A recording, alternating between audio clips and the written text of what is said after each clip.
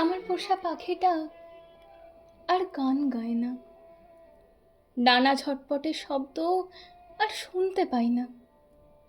খাঁচার দরজা খুলে রাখলেও সে উড়ে যায় না কোথাও। মনে হয় উড়ে যাওয়ার ইচ্ছেটাই হারিয়ে ফেলেছে।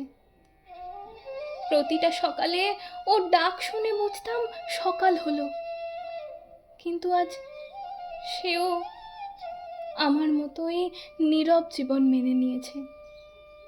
আমি তাকে খাবার দিই, জল দিই, আদর করি, কথা বলি, কিন্তু তার চোখে কোনো আলোর ঝিলিক দেখি না। সে কি অভিমান করেছে আমার ওপর, নাকি বন্দি থেকে ক্লান্ত?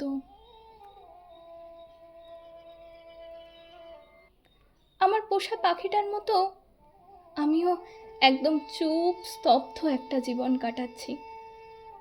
যে দাগ তুমি দিয়েছিলে আদর বলে, সেই দাগ এখন স্মৃতির আঁচড়ে গভীর ক্ষত।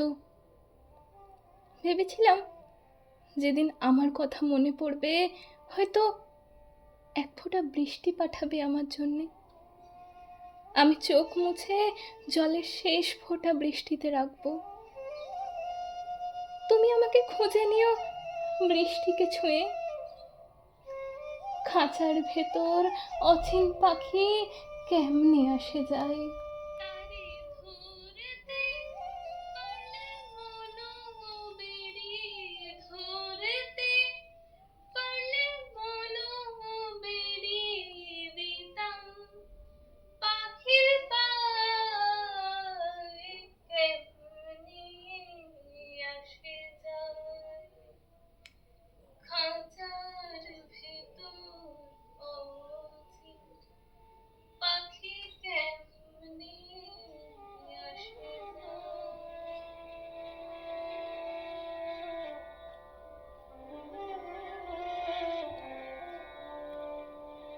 তোমার মন ছাড়া আমার কোনো ঘর নেই, তাই এই ঘর হারানোর ভয় প্রতি মুহূর্তে পেয়েছিলাম।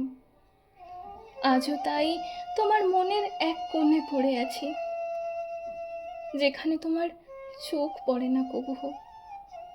যদি একবারটি ফিরে তাকাও, তোমার চোখে পড়বে আমার অসমাপ্ত ভাষা, যা আজও কোনো এক বিস্ময়ের মতো অপেক্ষা করে আছে।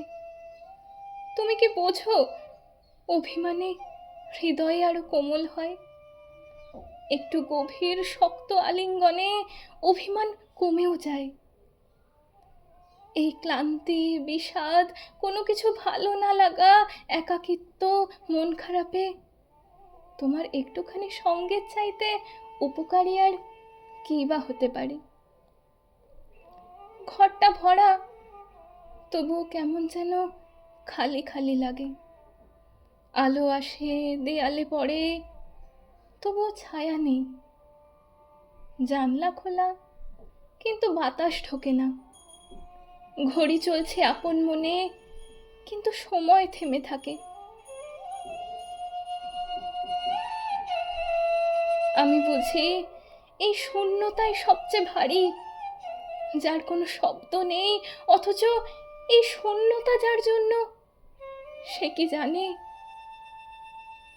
এভাবেই কেটে যায় মন খারাপের দুপুর, বিকেল গড়িয়ে সন্ধ্যা নামে।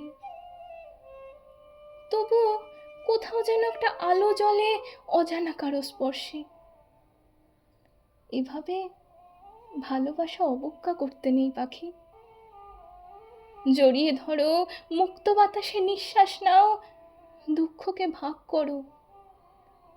এভাবে একা একা নিজে নিজে দুঃখ বয়ে বেড়ানো যে বড্ড কষ্টের, ভীষণ যন্ত্রণার।